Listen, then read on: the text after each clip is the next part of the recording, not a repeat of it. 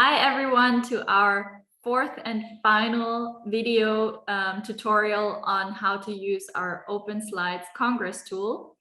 Together with Balint. Hi everyone.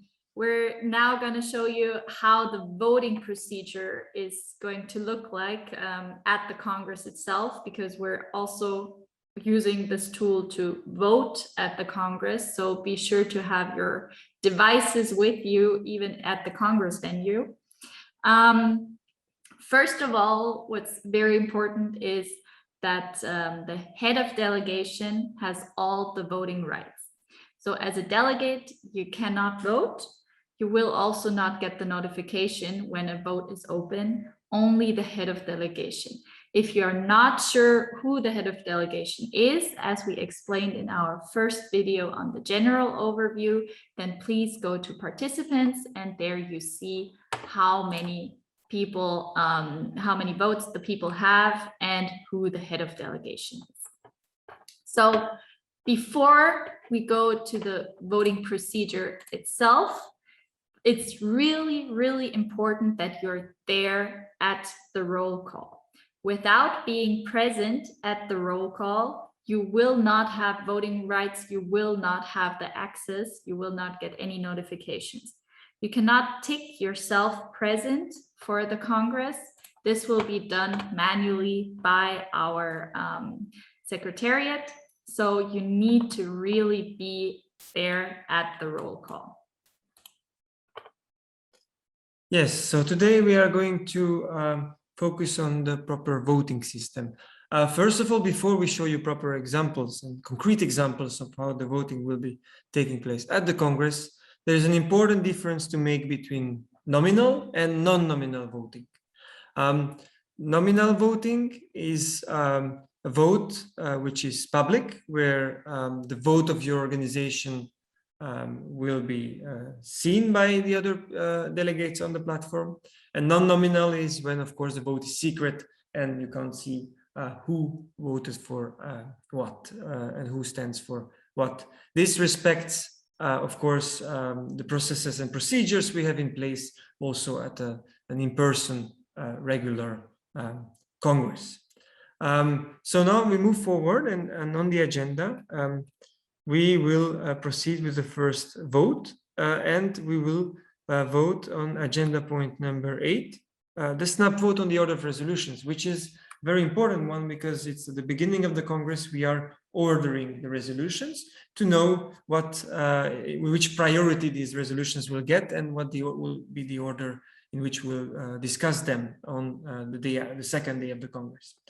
Now what we see is that there is this blue section that appeared on the top of my screen, as you can see it.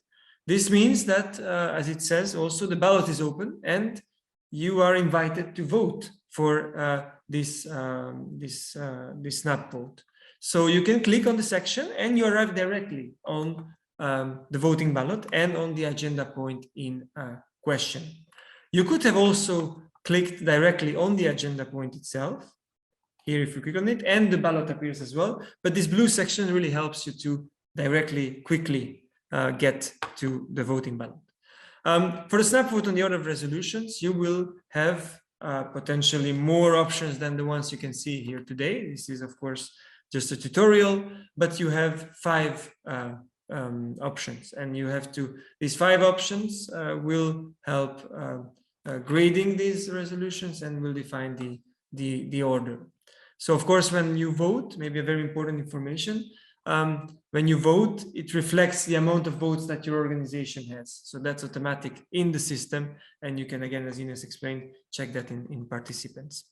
So here today, let's say we vote for these 5. And we say we submit the selection. And voting is successful. And the results are published. So this was a non-nominal vote, so we will not see who voted for what. We'll just see the results, and we see that we are the only ones voting this time, but we see that the vote was casted and it's in the system. And it says 1 vote but we only gave our test delegate 1 vote. So if your organization has 5, 6 votes, this would also reflect there. Indeed, thank you, Ines. We move on now to a second type of vote, and this one will be about an amendment. Again, if we are here on our homepage or wherever you are in the tool, you will see the blue section appearing. You're called for a vote. Again, I click on the vote and I see that there is a vote on this specific amendment. There's a proposal to take out what's into brackets from this text. And as head of delegation, you are asked to vote. In this case, I would say that Jamie Liberal is approving this deletion. The system asks you again if you're sure about your vote. And once you're confirmed, it goes and the voting is successful. Then we wait, of course, for the chairs and the secretariat to close the vote and to publish the votes that everyone can see on the platform. We can see here that it's a nominal vote on an amendment. It's public. We can see that Jamie Liberal voted in favor with his 1 vote. As we move on, we'll now do a third voting process. And you can see that the blue section is already there. We'll vote on a resolution as a whole and as amended, because we just voted on an amendment. Again, the same process.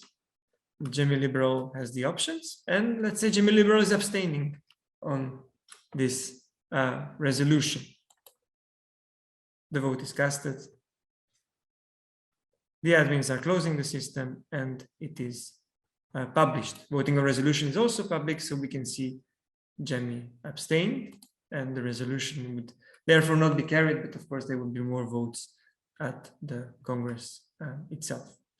We move now to last type of voting, which is a 4th one, which is voting, for example, on a member organization. Just before voting, and of course you see the blue section is already here. I can just click on it and I'm in front of my ballot. This is also the type of voting that will be used, for example, to validate financial reports or if needed, agenda and previous Congress minutes. So a very simple ballot where you can see a full member application from the Young Liberal Unicorns, and Jamie Liberal has to vote. Let's say that Jamie Liberal is approving this application for full membership in LIMEC. The vote is cast and it is now, after all the votes are in, it's published and we can see. It's also non-nominal. We don't see who voted for what, but we have the final results available on the platform and we know if we welcome a new member or not. That would be it from our side with Ines. We really thank you if you made it so far and you really watched all the videos. It's very important for you to have all these details and processes in mind, so we can have successful LIMEC congresses in the coming months and years. Yes, and in addition to that, you also have a PDF document with a guide where you can consult everything. And here you can see it's also on the platform in the files section. So thanks a lot, and feel free to watch the videos again if you have any questions on the general things in Openslides. Watch the first video. The second video is on submitting motions, and the third video is on submitting amendments. We're very much looking forward to seeing you at the Congress and hope you manage to navigate through Openslides. Take care and see you soon. Bye-bye.